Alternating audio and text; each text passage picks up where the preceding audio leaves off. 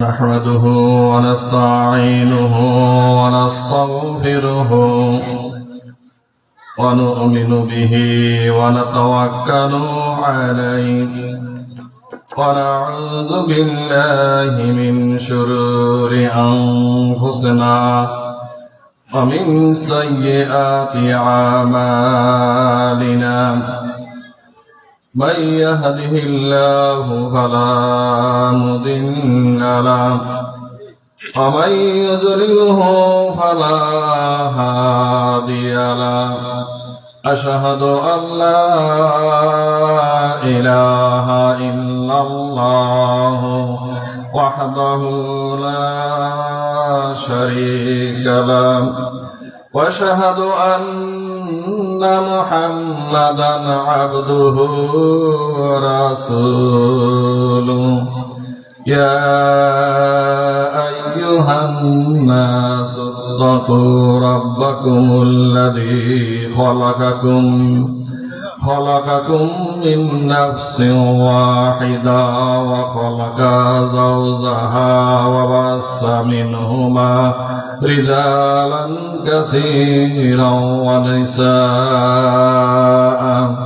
واتقوا الله الذي تساءلون به والأرحام إن الله كان عليكم رقيبا يا أيها الذين آمنوا اتقوا الله حق تقاته ولا تموتن إلا وأنتم مسلمون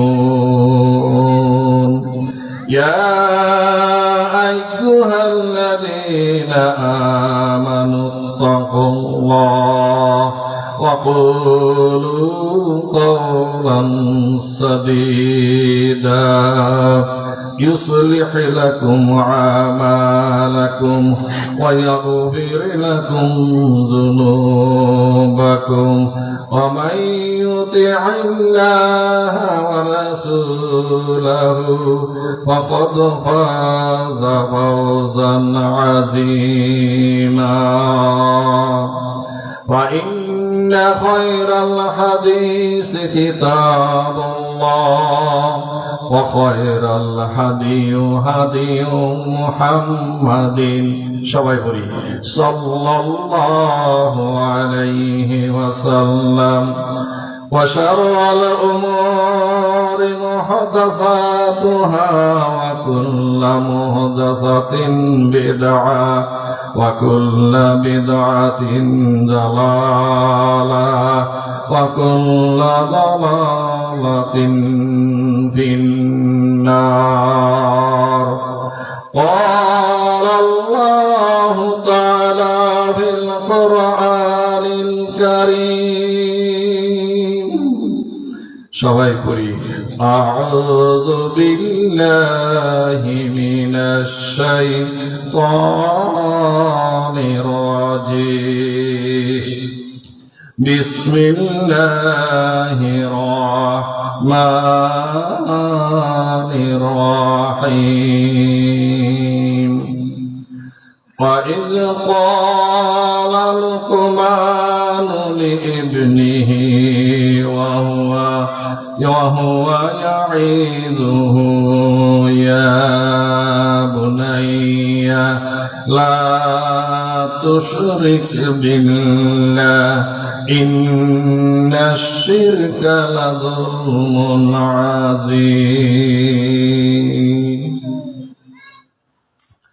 نعمان بن بشير رضي الله تعالى عنه قال سمعت رسول الله صلى الله عليه وسلم ألا وإن في الجسد مضغة إذا صلحت صلح الجسد كله وإن فسدت فسد الجسد كله وهي على القلب রাহুল বুখারী।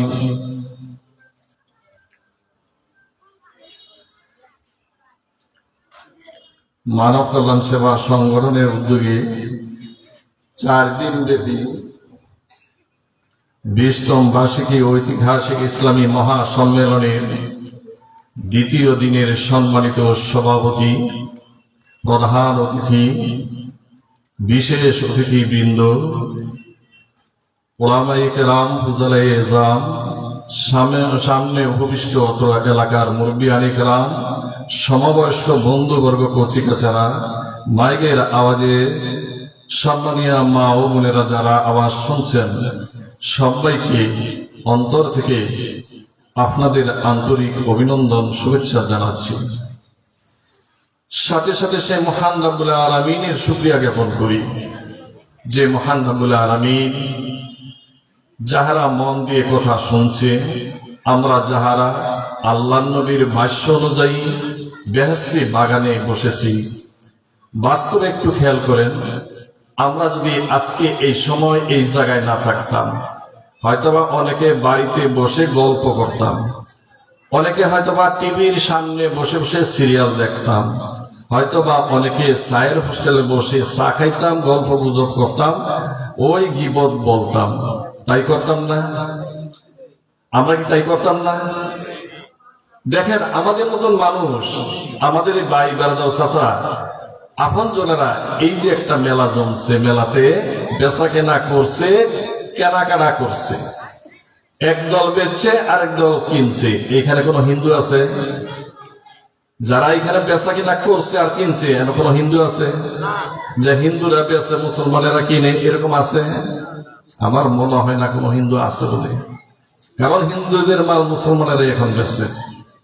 তো যাই হোক, আমি যে কথাটা বলতেছি, ওই জায়গায় আমাদেরকে না রেখে আল্লাহ আমাদেরকে নবীর সেই কথা অনুযায়ী জান্নাতে বাগানে এসে বসার, এই পৃথিবীর মধ্যে সবচেয়ে দামি কথা, উত্তম কথা, উৎকৃষ্ট কথা আমাদেরকে বলা এবং শোনার সুযোগ যে মহান রব্বুল আলামিন করে দিয়েছেন, সেই মহান মনিব আল্লাহ সুবহানাহু ওয়া তাআলা শুকরিয়া জ্ঞাপন করছি।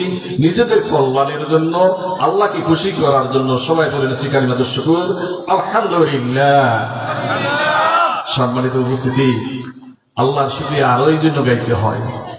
দেখেন, আজকের এই সময় অনেকে এরকম আছে যে মাহফিলে আসবে, কথা শুনবে, হঠাৎ করে অসুস্থ। কেউ আছে বাড়িতে শুয়ে অসুস্থতার কারণে, কেউ বা আছে মেডিকেলের বেডে শুয়ে, কেউ বা আছে আইসিইউতে। কিন্তু আমরা, আল্লাহ আমাদেরকে এই সমস্ত জায়গা থেকে হেফাজত করে, যদিও কিছু অসুস্থতা থাকে, এরপরও আল্লাহ আমাদেরকে এই কল্যাণের জায়গায়, আমাদের নিজেদের সওয়াব অর্জন করার জায়গায় যে আসার তৌফিক দিয়েছে, সেজন্য আবারও আল্লাহর কৃতজ্ঞতা স্বীকার করছি, আলহামদুলিল্লাহ। দরুদ ও সালাম বর্ষিত হোক, রহমত শান্তি বর্ষিত হোক, যিনি মানবতার মুক্তির দিশারি, রাহমাতুল আলামিন, সর্বকালের সর্বযুগের সর্বশ্রেষ্ঠ মহামানব, মহারসূল, মহানবী, যিনি বিপদের দিনে আপনার আমার সুপারিশের কান্ডারি, রাহমাতুল আলামিন নবী মুহাম্মদুর রাসূলুল্লাহ সাল্লাল্লাহু আলাইহি সাল্লামের প্রতি আল্লাহুম্মা সাল্লি আলাইহি আল্লাহুম্মা বারিক আলাইহি। সম্মানিত উপস্থিতি, আমি আপনাদের সামনে কোরআনুল কারীমের থেকে, কোরআনুল কারীমের মধ্যে কতটি সূরা জানেন? 114টা সূরা। তার মধ্যে সর্বপ্রথম সূরা হলো সূরা ফাতিহা, দ্বিতীয় সূরা সূরা বাকারা, তৃতীয় সূরা সূরা ইমরান, চতুর্থ সূরা সূরা মায়েদা, এইভাবে সূরা নিসা, 5 নম্বর হলো সূরা মায়েদা। এইভাবে ধারাবাহিকতায় 31 নম্বর সূরা একটা মানুষের নামে লোকমান, সূরার নাম হলো সূরা লোকমান। এই সূরা লোকমান থেকে আমি আপনাদের সামনে একটি আয়াতের রাসিদ, যে আয়াতের নাম্বার হলো 13 নাম্বার। আল্লাহ যদি তৌফিক দান করে, এই আয়াতকে কেন্দ্র করে কিছু সংক্ষিপ্ত সময়ের মধ্যে সংক্ষিপ্ত কথা বলে আমার বক্তব্য উপসংহার ঘটাবো ইনশাআল্লাহুল মুস্তাআন ওয়া তাওয়াক্কালতু ইলাইহিল উনীব। সম্মানিত উপস্থিতি, এই সূরা লোকমানের মধ্যে আয়াত সংখ্যা আছে 34টা। আমি একটি আয়াত থেকে শুরু করে সামনে কয়েকটি আয়াতের মধ্যে লোকমান নামে এক ব্যক্তি, যেটা আমাদের নবীর জমানার লোকমান নয়, বর্তমান সময়ের লোকমান না, বনি ইসরাইল জমানার লোকমান। তাফসিরে বিভিন্ন তাফসির বিভিন্ন ভাবে আসছে। তাবি থেকে বর্ণিত বলছেন হযরত আইয়ুব আলাইহিস সালামের ভাগিনা, কেউ বলছেন আইয়ুব আলাইহিস সালামের খালাতো ভাই। কিন্তু ইনি দীর্ঘ হায়াত পেয়েছিলেন, আল্লাহ হায়াত দিয়েছিলেন। ইনি হযরত দাউদ আলাইহিস সালামের সময়ও জীবিত ছিলেন। তো সবচেয়ে উত্তম কথা হলো ইনি দাউদ আলাইহিস সালামের সময়ও জীবিত ছিলেন, এটাই আমরা জেনে নেই। সম্মানিত উপস্থিতি, এই মানুষটা খাটো ছিল, বেটে ছিল, হাফসি গোলাম ছিল, নাকটা ছিল চেপ্পা। এই লোকটা আল্লাহর কথা শুনে, নবীর কথা শুনে, তার আল্লাহ এবং রাসূলের আনুগত্য করে আল্লাহর কাছে খুবই প্রিয় হয়ে গেছিলেন। যার কারণে এই লোকমান তার ছেলেকে লক্ষ্য করে কতগুলি উপদেশ দিয়েছিল, বাপ সন্তানকে উপদেশ দিয়েছিল। সেই কথাগুলি আল্লাহ পছন্দ করে লোকমানের সেই আমলকে পছন্দ করে লোকমানের কথাগুলি আমাদের নবী মুহাম্মদুর রাসূলুল্লাহ সাল্লাল্লাহু আলাইহি সাল্লামের উপরে এই কথাগুলি দিয়েছে, যাতে করে আল্লাহর নবীর উম্মতেরা যারা পিতা হবে, মাতা হবে, তারাও যেন সন্তানদেরকে এই উপদেশগুলি দেয়। কিন্তু দুর্ভাগ্যের বিষয়, আমরা সেই উপদেশ বাপেরাই জানি না, সন্তানদেরকেও দেই না। কিন্তু আল্লাহ বাপেরা সন্তানদেরকে কি উপদেশ দিবে সেই উপদেশগুলি এখানে উল্লেখ করেছেন। সম্মানিত উপস্থিতি, আল্লাহ যদি তৌফিক দান করে সেই উপদেশগুলি বলতে চেষ্টা করব। এই উপদেশগুলি বাপেরা দিলে বাপেরা সম্মানিত হবে, সন্তানেরা সম্মানিত হবে। সম্মানিত উপস্থিতি, আসুন এর পূর্বে এই আবেদ কিভাবে হলেন। একটি জনসভায় তাফসীরে ইবনে কাসির কথাটি আছে। একটি জনসভায় এই লোকমান বক্তব্য দিলেন। এই যে বড় প্যান্ডেল দেখেন, এইখানে বড় বক্তারা আসে, আমরা সবাই আসি, ঠিক এরকম জনসমুদ্রের মধ্যে লোকমান বক্তব্য দিলেন। বক্তব্য শেষ করার পরে মানুষগুলি চলে যেতে লাগল।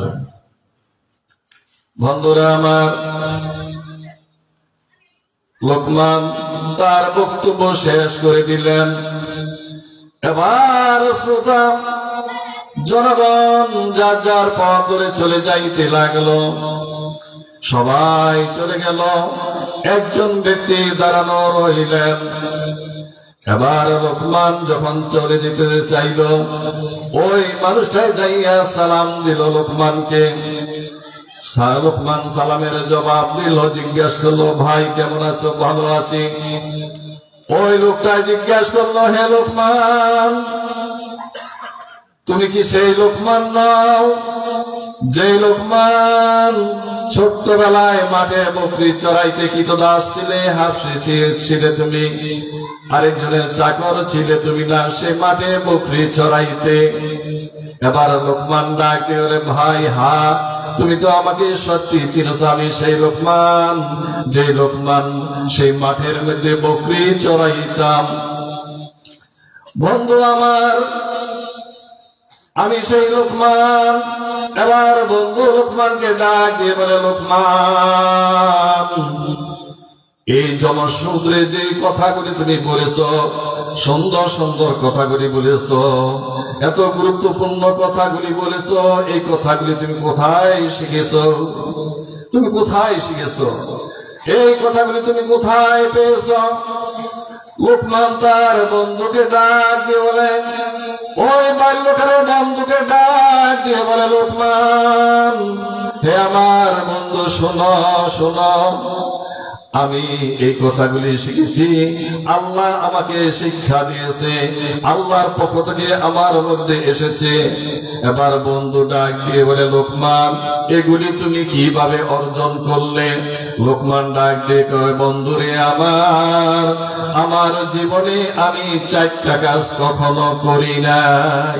আমার জীবনে আমি 4টা কাজ কখনো করি নাই। কয়টা কাজের কথা বললাম?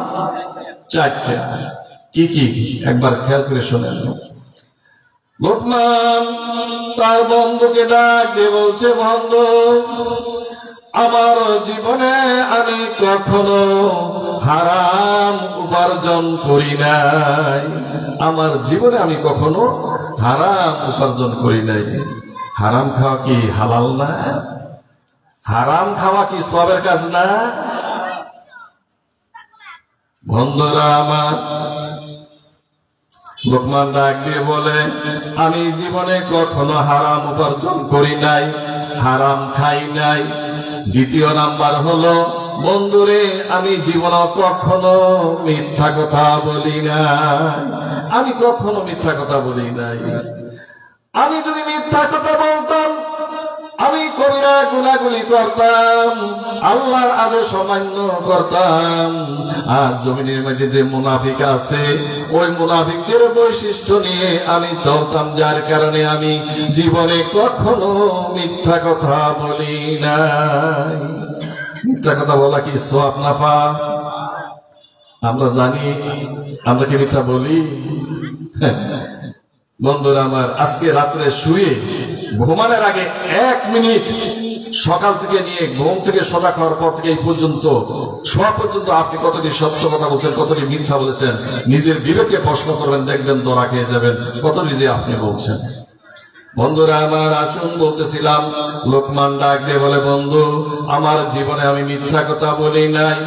3 নাম্বার, আমার জীবনে আমি কখনো আমানত খেয়ানত করি নাই, আমানত খেয়ানত করি নাই। বর্তমান সময় তো আমানত খেয়ানত করে না, মানুষ করে। বন্ধুরা আমার, সম্পদে শুধু খেয়ানত না, একজন মানুষ আরেকজন মানুষের কাছে বিশ্বস্ত করে, বিশ্বাস বলে তার কাছে কিছু কথা বলে, বন্ধু তুমি কারো কাছে বইলো না।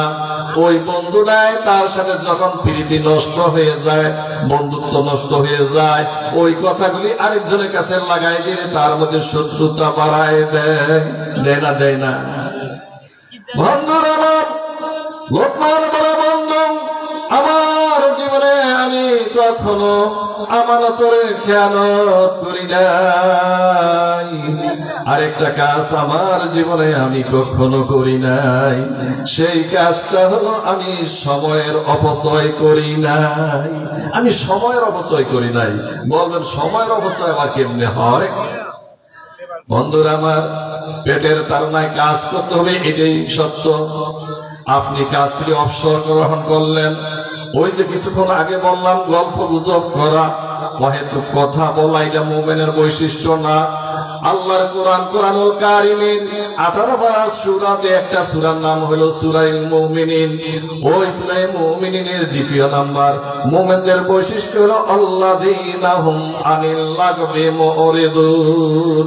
যারা মুমিন পুরুষ, মুমিন নারী হবে, তারা কখনো অহেতুক কথা বলবে না, এমন কথা বলবে না যে কথাতে পাপ হবে, এমন কথা বলবে না যে কথায় তার উপকারে আসবে না, এমন কথা বলবে না। এটা মুমিনের বৈশিষ্ট্য। তাই লোকমান তার বন্ধুকে ডাক দিয়ে বলে, বন্ধু আমার জীবনে অবসর সময় আমি অতিবাহিত করি না, সময়ের মূল্য দিয়েছি। যখনই একটু অবসর হয়েছি, তখনই আমি আল্লাহকে ডেকেছি, তখনই আমি আল্লাহ তাসবিহ তাহলিল করেছি, আল্লাহর প্রশংসা করেছি। আমি সময়ের অপব্যয় করি নাই, আমি সময়ের অপব্যয় করি নাই। এই 4টা গুণ আমি সব সময় কাজে 4টা কাজ করে গেছি, যার পরিবর্তে মহান রব্বুল আলামিন আমাকে এই পর্যায়ে নিচে নিয়ে এসেছে। এই জন্য আমি এই পর্যায়ে চলে আসছি। বন্ধুরা আমার, বলতেছিলাম শেখ লোকমানের কথা। আমি যে আয়াতটা তেলাওয়াত করেছি, এর একটি আয়াতের উপরে 12 নম্বর আয়াতে দেখেন আল্লাহ কি বলছেন, ওয়ালাকাদ আতাইনা লুকমানাল হিকমা আন ইশকুর লিল্লাহ। আল্লাহ বলছেন এর আগের আয়াতে, সংক্ষেপে বলছি আর কি, বলতে গেলে বিস্তারিত বলতে গেলে সময়ের প্রয়োজন। বন্ধুরা আমার, 12 নম্বর আয়াতে আল্লাহ লোকমান এই দুনিয়ার মানুষদেরকে ডাক দিয়ে বলে, নবীর মাধ্যমে নবী ঘোষণা করে দাও, ওই লোকমানকে আমি হিকমা দিয়েছি। ওয়ালাকাদ আতাইনা লুকমানাল হিকমা, আমি লোকমানকে হিকমা দিয়েছি। হিকমা মানে কি? জ্ঞান, প্রজ্ঞা ইত্যাদি দিয়েছে আল্লাহ। কেমন জ্ঞান দিয়েছে? বন্ধুরা আমার, ওই লোকমানের জ্ঞানের থেকে কয়েকটি জ্ঞানের কথা বলবো, যে জ্ঞানের কথাগুলির মধ্যে কিছু জ্ঞানের কথা কোরআন হাদিসের সাথে সামঞ্জস্য রয়েছে। আসুন সংক্ষিপ্ত ভাবে বলি, মহান রব্বুল আলামিন কেমন জ্ঞান সেই লোকমানকে দিয়েছিল। ওই লোকমান তার ছোট্টকালে মানুষের কৃতদাস যখন ছিল তখনকার কথা বলছি। কৃতদাস অবস্থায় মালিকের কাজ করত লোকমান, সাথে আরেকজন চাকর ছিল, দুই বন্ধু ছিল, দুই চাকর ছিল। এবার লোকমানের মালিক একটা ভালো খাবার এনে রেখে দিল, ওই খাবারটা কে বাকারা খেয়ে ফেলল। যখন খাবার খেয়ে ফেলল, লোকমানকে মালিক ডাক দিয়ে বলে, লোকমান, আমি যে খাবার এনেছি এই খাবারগুলি কে খেয়েছে? লোকমান বলে, মালিক আমি জানি না। ওই চাকরকে বলে, কে খেয়েছে? ওই চাকর বলে, আমি জানি না। এবার মালিক বলতেছে, তোরা দুইজনেই খেয়েছ। বন্ধুরা আমার, এ কথা যখন বললেন, লোকমান চিন্তা করলো, আমি তো খাই নাই, আমাকে আমি কিভাবে নির্দোষ প্রমাণ করতে পারি? বন্ধুরা আমার, এবার লোকমান চিন্তা করতে যাইয়া হঠাৎ করে মনে আসলো, আমি মালিককে এই কথাটাই বলবো। কি কথা বলবো? পরের দিন সকালবেলায় মালিককে যাইয়া বলে, মালিক, আপনার খাবার তো খেয়ে ফেলেছি, আমরা দুইজন দোষী সাব্যস্ত। তবে আপনি একটি কাজ করেন, গরম পানি করে আমাদের দুজনকে খাইয়ে দেন, আমাদের দুজনকে খাইয়ে দেন। মালিক বলে, খাওয়াই দিলে কি হইব? লোকমান বলে, গরম পানি যখন দুজনেই খাবো, যে আপনার খাবারগুলি খেয়েছে, তাহলে ওই গরম পানি খাওয়ার পরিপ্রেক্ষিতে থেকে সে বমি করবে, আমি বমি করব। যদি আপনার খাবারগুলি খেয়ে থাকি, তাহলে আমার পেট থেকে ওই খাবারগুলি চলে আসবে। লোকমানের মালিক বলল, তুমি তো ঠিকই বলেছ। লোকমানের মালিক তাই করলেন। বন্ধুরা আমার, মা ভগ্নীগণ, এবার দুই বন্ধুকে খাওয়াই দিলেন। লোকমান তো খাই নাই, লোকমানের লগের বন্ধু সে খেয়েছিল। যেই গরম পানি খেয়েছে, সাথে সাথে বমি করেছে। বমি করার পরে লোকমানের মালিকের খাবারগুলিও বের হয়ে আসছে, খাবারগুলি বের হয়ে আসছে। লোকমানকে আল্লাহ জ্ঞান দিয়েছেন। বন্ধুরা আমার, তাই কোন অপবাদের মধ্যে পড়লে চেষ্টা করতে হবে আল্লাহর উপরে সাহায্য চেয়ে, যে আল্লাহ, এই অপবাদ থেকে কিভাবে বাঁচতে পারি, সেই চেষ্টা আপনার আমারও করতে হবে। সেই লোকমানের আরেকটা জ্ঞানের কথা বলছি। লোকমান তার বন্ধু, দুই বন্ধু, খুব ঘনিষ্ঠ বন্ধু ছিল লোকমানের মালিক। লোকমানের মালিকের একটা বন্ধু ছিল, দুই বন্ধু দুজনেই ধনাঢ্য ব্যক্তি ছিল, কিন্তু তাদের স্বভাব খারাপ ছিল। খারাপ বলতে এই যুগে খেলাটা নাই, আগে ছিল ছোটবেলা সন্তান পাশা খেলা। মুরব্বী যারা আছে তারা আছে জানে, পাশা খেলা। দুই বন্ধু পাশা খেলাই, খেলাইতে যায় বেট ধরে, বেট ধরে না। এই যে এখন ক্রিকেট খেলা, এটা নাকি তো বেট ধরে, ধরে না? 5,000, 10,000, 500, 1,000 ধরে না? ছোট্ট ফলবান ক্রিকেট খেলে, তাও বলে 1,000 টাকা, 500 টাকা বেট ধরে। বেট ধরে খেলাটা কি সবের কাজ না? হারাম, হারাম। ওই দুই বন্ধু, তারা তো মুসলমান না, মুসলমান কিন্তু হালাল হারাম বাঁচে না। পাশা খেলাই, পাশা খেলা হারাম, বেট ধরা হারাম। এবার দুই বন্ধু বেট ধরছে। কি বেট? দুই বন্ধু। লোকমানের মালিকের বন্ধু বলতেছে, বন্ধু, বেট হলো যে হারবে খেলায়, তার সম্পদ যে জিতবে তাকে দিয়ে দিবে সমস্ত সম্পদ। আর যদি তা না করে, তাহলে এই যে আমাদের গ্রামের পাশ দিয়ে নদী গেছে, এই নদীর পানিগুলি সব খেয়ে ফেলতে হবে, যে হারবে সে। দেখছেন নি, কঠিন দুইটা শর্ত। বন্ধুরা আমার, দুই বন্ধু খেলায় লেগে গেল। খেলতে যাইয়া লোকমানের মালিক হেরে গেল। লোকমানের মালিক যখন হেরে গেল, এবার লোকমানের মালিকের বন্ধু বলতেছে, বন্ধু, তুমি হেরে গেলা, তোমার সম্পত্তি আমাকে দিয়ে দাও। কারণ নদীর পানি খাওয়া সম্ভব না, শীতলক্ষার পানি খাওয়া কি একজন মানুষের পক্ষে সম্ভব? বন্ধুরা আমার, সম্ভব না। এবার লোকমানের মালিক চিন্তা করে ওই বন্ধুকে বলতেছে, বন্ধু, তুমি আজকের দিনটা আমাকে সময় দাও, আজকের রাতটা সময় দাও, সকালে তোমাকে আমি বলে দেব, সম্পদ দেব না, আমি পানি খেয়ে ফেলবো। এবার লোকমানের মালিক মালিকের বন্ধু বলল, ঠিক আছে বন্ধু, যাও, তোমাকে আজকের রাত্র সময় দিলাম, কালকে তুমি আমাকে জানাইও, এবং জানাইও না, শুধু শুধু সম্পদ আমাকে দিয়ে দিও। ওই বন্ধু বড় খুশি, লোকমানের মালিকের সম্পদগুলি সে পেয়ে যাবে। বন্ধুরা আমার, লোকমানের মালিক বাড়িতে এসে ডাক দিয়ে লোকমানকে বলে, লোকমান। লোকমান বলে, ওগো মালিক, আমি তো হাজির, কেন ডাকছেন? আপনার চেহারাটা মলিন দেখা যায় কেন গো মালিক? কারণ চিন্তায় পড়ে গেছে, সম্পদ দিতে হবে, চেহারাটা একটু মলিন হয়ে গেল।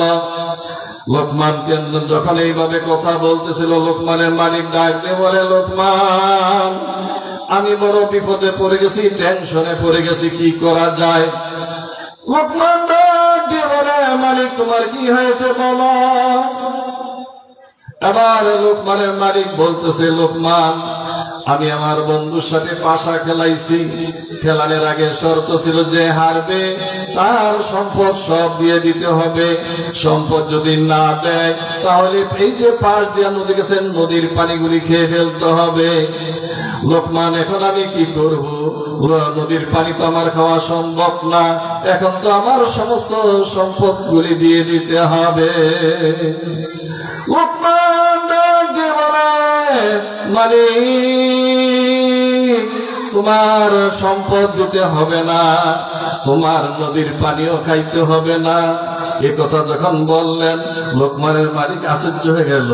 আশ্চর্য যে বলে, লোকমান, এ কি বললা? সম্পদও দেওয়া লাগবে না, পানিও খাওয়া লাগবে না, তাহলে এটা কি পদ্ধতি? এটা কি প্রসেসে বাঁচতে পারি? আবার লোকমান ডাক দিয়ে বলে, মালিক, তুমি কালকে যাইয়া তোমার মা বন্ধুকে বলবা, বন্ধু রে, আমার সম্পত্তি আমি দিব না, আমি এই নদীর পানি খেয়ে ফেলবো, তবে শর্ত হলো একটা। শর্ত কয়টা? শর্ত হলো একটা। শর্তটা কি? এবার লোকমানের মালিক ডাক দিয়ে বলে, লোকমান ওই বন্ধুকে ডাক দিয়ে বলে, বন্ধু, আমি নদীর পানি খাবো, তবে নদীর ওই পূব প্রান্তে বাদ দিতে হবে এবং নদীর পশ্চিম প্রান্তে বাদ দিতে হবে। দুই দিকে যদি তুমি বাদ দিয়ে দাও তাহলে আমি পানিগুলি খেয়ে ফেলবো, আর যদি তুমি বাদ না দাও তাহলে তো পানি আসতে থাকবে, আমি তো খেয়ে শেষ করতে পারবো না। তবে শর্ত হলো তুমি আমাকে বাদ দিয়ে দাও, আমি পানি খেয়ে ফেলবো। নদীতে কি বাদ দেওয়া সম্ভব?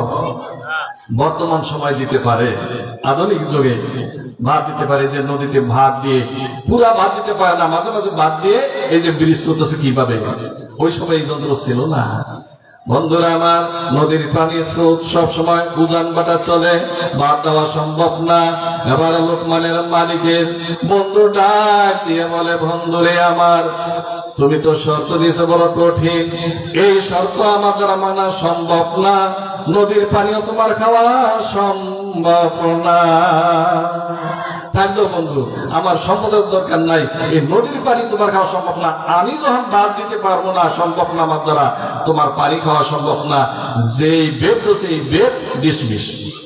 দেখছেন লোকমানের কি জ্ঞান, আল্লাহ কি জ্ঞান দিয়েছে। বন্ধুরা আমার, আরেকটা জ্ঞানের কথা বলছি।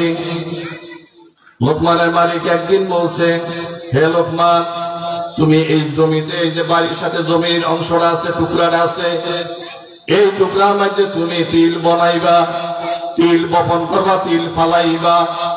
বন্ধুরা আমার, লোকমান তার মালিকের কথা শুনেছে ঠিক, কিন্তু ওই জমিনটার মধ্যে লোকমান সরিষা ফালাইছে, সরিষা বুনাইছে, সরিষা বুনাইছে। সরিষা যখন বুনাইছে, এবার লোকমানের মালিক সরষা গাছ যখন জমিনে গেল, তিল গাছ কেমন হয়েছে দেখবে, গিয়া দেখে সরষা গাছ হয়ে রয়েছে। এবার লোকমানের মালিক লোকমানকে ডাক দিয়ে বলে, লোকমান, হে লোকমান। লোকমান ধরে এসে বলে, হুজুর আমি হাজির। মালিক গো, কেন আমাকে ডাকছে বলুন। এবার লোকমানের মালিক বলে, লোকমান, আমি কি তোমাকে বলি নাই এই জমির মধ্যে তুমি তিল বপন করবা, তিল ফেলাইবা, তুমি যে সরষা ফেলাইছ। এবার লোকমান তার মালিককে ডাক দিয়ে বলে, হে মালিক, আমি ভেবেছিলাম এই সেক্ষেত্রে সরষা ফালাইলে তিল পাওয়া যাবে। আমি ভাবছিলাম সরষা ফালাই তিল পাওয়া যাবে। পাওয়া যাবে না? সরষা ফালাই তিল পাওয়া যায় না? আম গাছে জাম ধরে না? তেঁতুল গাছে না লিচু ধরে না? বন্ধুরা আমার, এবার লোকমান রাগ হইয়া বলে, ধমক দিয়ে লোকমানের মালিক রাগ হইয়া লোকমানকে ধমক দিয়ে বলে, হে লোকমান, তুমি কিভাবে বলতে পারো? তোমার কি চিন্তা আসতে পারে? তোমার এমন কি চিন্তা হয়েছে? তুমি সরষা ফালাইলে ইয়াতে তোমার সেই তিল হবে। তুমি সরষা ফালাইলে তিল হবে, তুমি কিভাবে ভাবতে পারলে? তোমার জ্ঞানে কিভাবে আসলো এটা? হুজুর রাগ করবে না? রাগ করবো কেন? কইছে তোমার তিল ফালাইতে ফালাইতে তুমি সরষা। হুজুর আপনার কথাই আমি যদি মেনে নেই, সরষা ফালাইলে যদি তিল না হয়, তিলের কথা ভাবতে না পারি, হুজুর তাহলে আপনি আল্লাহর বান্দা হয়ে আল্লাহর কাজ আপনি করেন না, আল্লাহর বিধি বিধান মানেন না, তাহলে কিভাবে আপনি জান্নাতে যাবেন বলেন তো দেখি? আছে না বর্তমান সময় আমাদের সমাজে, আরে নামাজ না পড়লে কি মৌলবীকে আগে যাবো জান্নাত? এ নামাজ পড়ে গেছে উমুকে, আছে না এটা লোক? মালিকে ওই লোকমানের মালিকও তাই ছিল, আল্লাহর বিধিবিধান মানতো না, কিন্তু সে বলতো আরে আল্লাহর জান্নাতে যাবো। বন্ধুরা আমার, লোকমান যখন এই কথা বললেন, তার মালিকের জ্ঞানটা ফিরে আসলো, তার মালিকের মনের মধ্যে অন্তরে অনুভূতি এসে গেল, কথাটা তো সঠিক, আমি আল্লাহর বিধিবিধান মানি না, আমি আল্লাহর হুকুম মানি না, আমি কিভাবে সে আল্লাহর রহমতের আশা করতে পারি? কিভাবে আশা করতে পারি? বন্ধুরা আমার, আরেকটি জ্ঞানের কথা বলেই আমি শেষ করব, সময় কমিয়ে আসছে। সেই জ্ঞানের কথাটা কি? লোকমানের মালিক ডাকে বলে, লোকমান, আমাদের বকরি পাল রহিয়াছে, এই বকরি পাল হইতে একটা বকরি জবাই করো। জবাই করে কি করো? জবাই করে বকরির উৎকৃষ্ট জায়গা যেটা আছে, উৎকৃষ্ট অংশ যেটা আছে, সেটা তুমি আমাকে পাকায় দাও, আমি খাবো। খেয়াল করে শোনেন, কোরআন হাদিসের সাথে এটা সামঞ্জস্য আছে। এবার লোকমান বকরি পাল হইতে একটা বকরি নিয়ে জবাই করলো, জবাই করে জিহ্বাটা নিল আর হৃৎপিণ্ডটা নিল, এই দুইটা অংশ নিয়ে পাকাইলো, পাকাই আবার মনিবের সামনে নিয়ে হাজির করলো। মনিব খাইলেন, এই দুইটা অংশ খাইলেন, দুইটা অঙ্গ খাইলেন। এবার পরের দিন আবার লোকমানকে ডাক দিয়ে বলে, হে লোকমান, আজকে আরেকটা বকরি জবাই করো, ওই বকরি থেকে নিকৃষ্ট যে অংশটা আছে, নষ্ট যে অংশটা আছে, ওই নষ্ট অংশটা, নিকৃষ্ট অংশটা তুমি আমাকে পাকায় দাও, আমি খাবো। পাকায় দাও, নিকৃষ্ট অংশটা আজকে খাবো, কালকে তো উৎকৃষ্ট দিচ্ছ খাইছি, আজকে নিকৃষ্টটা দাও, আমি খাবো। বন্ধুরা আমার, মা বন্ধুগণ, এবার লোকমান ওই নিকৃষ্ট অংশ বলতে আগের দিনের মতন ওই জিহ্বা এবং হৃৎপিণ্ড, এই দুইটা নিয়ে পাকাইয়া মালিকের সামনে হাজির করলেন। এবার মালিক দেখলেন আগের দিন যে দুইটা দিয়েছে, আজকেও সে দুইটা দিয়েছে। মালিক ডাকতে বলে, লোকমান, উৎকৃষ্ট অঙ্গের কথা, বস্তুর কথা বলেছি, তুমি গতকাল জিহ্বারে হৃৎপিণ্ড দিয়েছিলে, এই হৃদয়টা দিয়েছিলে, আজকে নিকৃষ্টের কথা বললাম, আজকে দেখি তুমি এই দুইটা দিয়েছো, কারণটা কি? এই দুইটা কিভাবে উৎকৃষ্ট হয়, এই দুইটা কিভাবে নিকৃষ্ট হয়? লোকমান ডাক দিয়ে বলে, মালিকে মালিক, প্রতিটা সৃষ্ট জীবের মধ্যে এই দুইটা হলো উৎকৃষ্ট, যদি এই দুইটা ভালোভাবে ব্যবহার করে, আর এই দুইটাই হলো নিকৃষ্ট যদি এই দুইটা খারাপ ভাবে ব্যবহার করে। বন্ধুরা আমার, লোকমান তার মালিককে বুঝাইতে চাইছে মানে মুখ দিয়া যদি হালাল খাবার খায় তাহলে জিহ্বাটা ভালো থাকে, অন্তর দিয়ে যদি সে ভালো চিন্তা করে মুখ দিয়া ভালো কথা আসে, অন্তর দিয়ে যদি ভালো চিন্তা করে তাহলে মুখ দিয়া ভালো হালাল খাবার যায়। বন্ধুরা আমার, সেই অন্তরটা যদি ভালো থাকে সারা দেহ ভালো থাকে। এই প্রসঙ্গে খুতবাতে যে হাদিসটা পড়ছি বুখারীতে রয়েছে, সেই নোমান ইবনে বাশির রাদিয়াল্লাহু তাআলা আনহু ইনি বর্ণনা করেন, তিনি বলতেছেন ক্বালা সামিতু রাসূলুল্লাহ সাল্লাল্লাহু আলাইহি সাল্লাম, আমি শুনেছি আল্লাহ রাসূল বলেছেন, কি বলছেন, ইয়াকুলু আলা ওয়া ইন্না বিল জাসাদি মুযগাতান ইযা সালাহাত সালাহাল জাসাদু কুল্লুহু। আল্লাহর নবী সাহাবীদের তার উম্মতদেরকে ডাক দিয়ে বলে, হে উম্মতেরা শোনো, কোন মানুষের শরীরের একটা অংশ রয়ে আছে, প্রতিটা মানুষের শরীরের একটা অংশ রয়ে আছে, ওই অংশটা যদি ভালো থাকে তার সমস্ত শরীরটা ভালো থাকে, তার সারা শরীরটাই ভালো থাকে। পরক্ষণে আল্লাহ নবী বলছেন, ওয়া ইন ফাসাদাত ফাসাদা মুতাসাদা কুল্লুহু, আর যদি সেই অঙ্গটা যদি মন্দ হয়ে যায়, খারাপ হয়ে যায়, তার সারা শরীরটাই খারাপ হয়ে যায়। সেই অঙ্গটা কি? সাহাবীরা অবাক হয়ে রইলেন, আকাঙ্ক্ষা রইলেন সেই অঙ্গটা কি জানার জন্য। বন্ধুরা আমার, আল্লাহ রাসূল বললেন, হে আমার উম্মতরা শোনো শোনো, সেই অঙ্গটা হলো আলা ওয়াহিয়াল কালব, সেই অঙ্গটা হলো অন্তর। বন্ধুরা আমার, অন্তর যদি বলে তাহলে ভালো বলা যায়। শুধু তাই না, আর একটা হাদিস বলছি মুসলিম শরীফে ইবনে মাজাহ ইবনে আবু দাউদের মধ্যে এই হাদিসটা আছে। আনা আবি হুরায়রা রাদিয়াল্লাহু তাআলা আনহু قال قال رسول الله صلى الله عليه وسلم إن الله لا ينظر إلى صوركم وأموالكم ولكن ينظر إلى قلوبكم وأعمالكم। আবু হুরায়রা বলেন, আল্লাহ রাসূল বিশ্বনবী জনাবে মুহাম্মদুর রাসূলুল্লাহ সাল্লাল্লাহু আলাইহি ওয়াসাল্লাম বলেছেন, কি বলেছেন?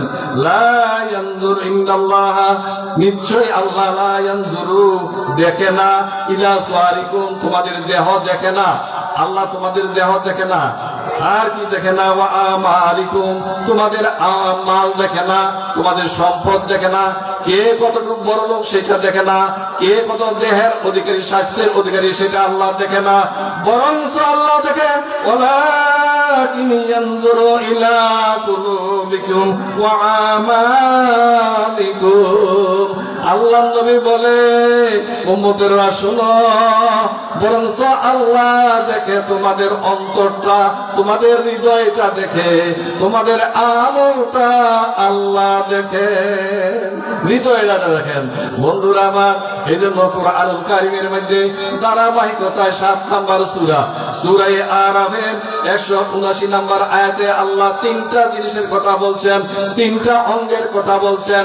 আল্লাহ বলছেন, হে নবী, দুনিয়ার মানুষদেরকে জানাই দাও, যারা এই 3টা অঙ্গের সৎ ব্যবহার করব, 3টা অঙ্গকে ভালোভাবে ব্যবহার করবে, তাদের জন্য জাহান্নাম না, তাদের জন্য জান্নাত। কুরআনুল কারীমের 7 নম্বর সূরা, সূরা আরাফের 179 নম্বর আয়াতে আল্লাহ ঘোষণা করছেন, আল্লাহ ঘোষণা করে দিচ্ছেন, ওয়ালাকাদ জারা'না লিজাহান্নামা কাসীরাম মিনাল জিন্নি ওয়াল ইনস।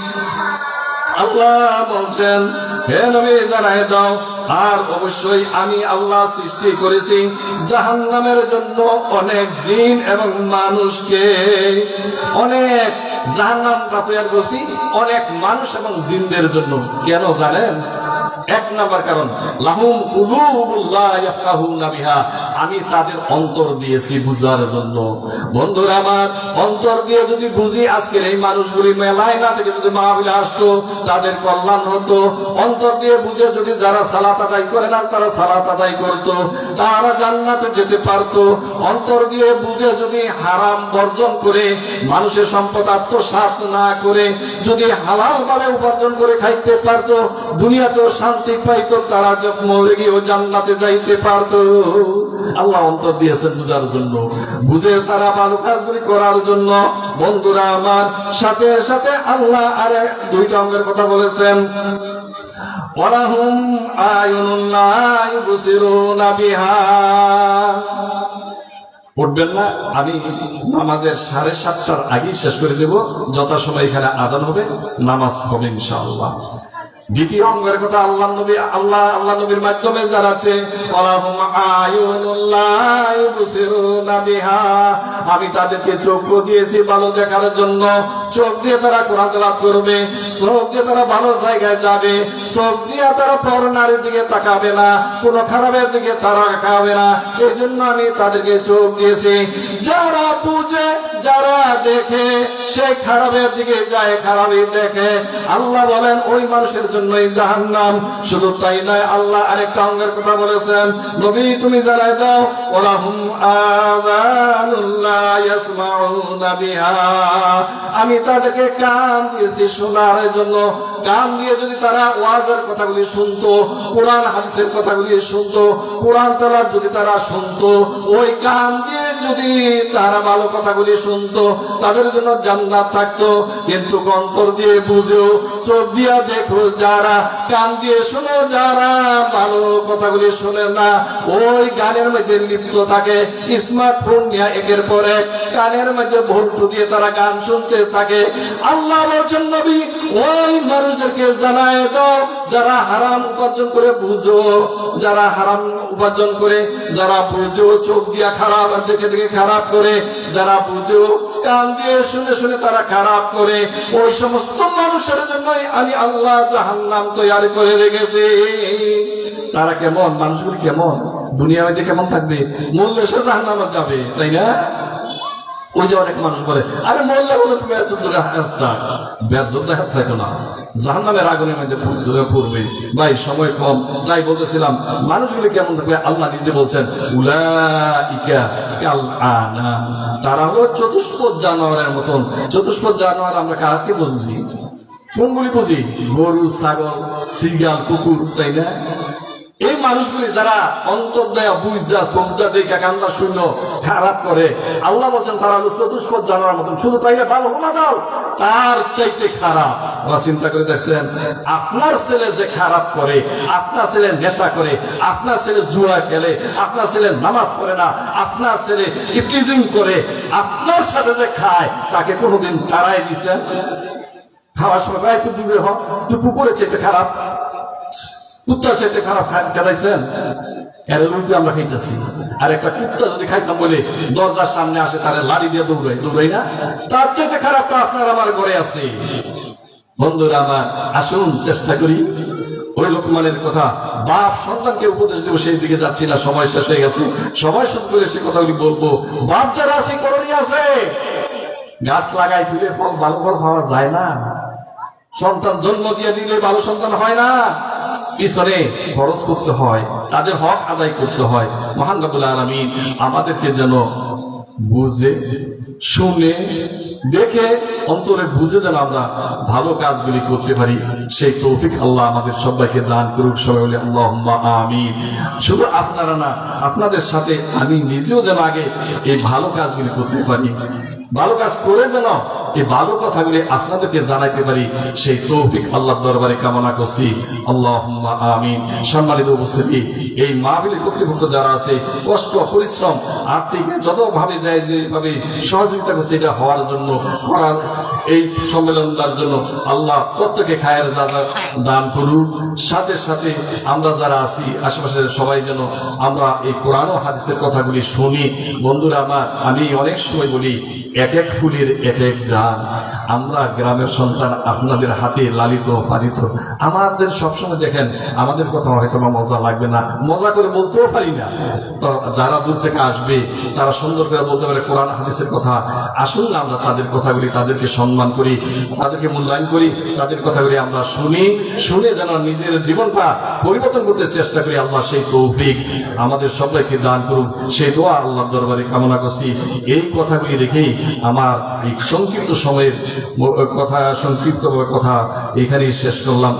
ওমা আলাইনা ইল্লাল বালাগ। আসসালামু আলাইকুম ওয়া রাহমাতুল্লাহি ওয়া বারাকাতুহু।